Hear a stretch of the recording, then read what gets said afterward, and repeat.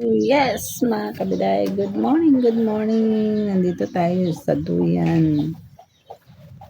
Ayan. Tinatamad ako mga kabiday. Kaya katapos ko lang nagkape. Ayan. Hmm. So, nandito sa likod. Ayan. Dito kami nag-i-standby. So, katapos ko lang nagtrabaho. Kaya yan, nandiyan yung mga gansa. Ayan, nag-standby din. So,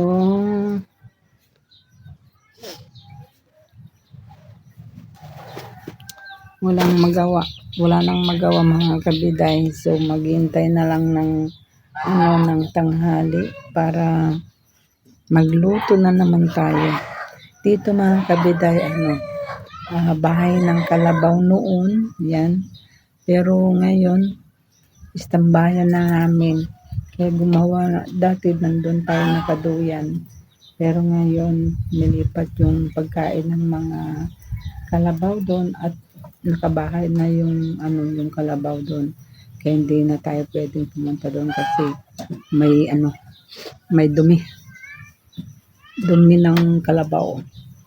Kaya yung kalabaw nandun sa doon sa side na doon. Nandun nakapastulid. So, nandito tayo, higa-higa mga kabiday. Maganda yung duyan, oh. Malamig. Ayan. Pwedeng matulog dito. So, nakaka-relax. Nakaka-relax dito mga kabiday kasi nakaunat-unat yung paa natin. Pero dati mga kabiday, hindi talaga ako pwedeng magduyan kasi laging sumasakit yung leeg natin. At ngayon pwede na, okay. Sinanay-sanay ko na rin na medyo maghiga-higa dito sa duyan. Kaya yun, pag matagal na nakahiga ako, sumasakit yung leeg natin. Ayan. Bumababa ako. Yan. Ako lang mag-isa dito mga kabiday. Yung mga kapatid nandun sa bahay nila. Hindi pa siguro sila na nagising. May uwi na rin ako para magsaing ng ulam. Mag-isip ng ulam kung ano na naman yung lulutuin natin mamaya mga kabiday. Kaya doon sa bukid, sana tayo doon, kaya lang nakakatamad mga kabiday. Yung mga alaga kong mga manok mga kabiday, unti-unti silang namamatay. Yung mga kinulong ko dati, meron akong 8, bali 10 anak ng mga manok. Pinisaan ng mga manok nilang mga kuya, pero binigay nila sa akin na inalagaan ko. Tapos nagkabulutong sila.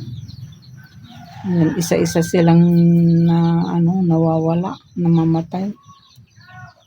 Kaya ngayon namatay na naman yung isa, imbis na 2 lang natira. Wala na, namatay din yung isa. Namatay na yung isa, kaya iisa na lang. Wala na akong alagaan ng manok. Isa na lang nakakulong. Pero hindi ko alam kung buhay pa yun. Ay, yung mga gansa ko na lang. Gansa at saka bibi. 3 bibi at saka 2 gansa. Pero yan. Gansa ng kapatid ko yan.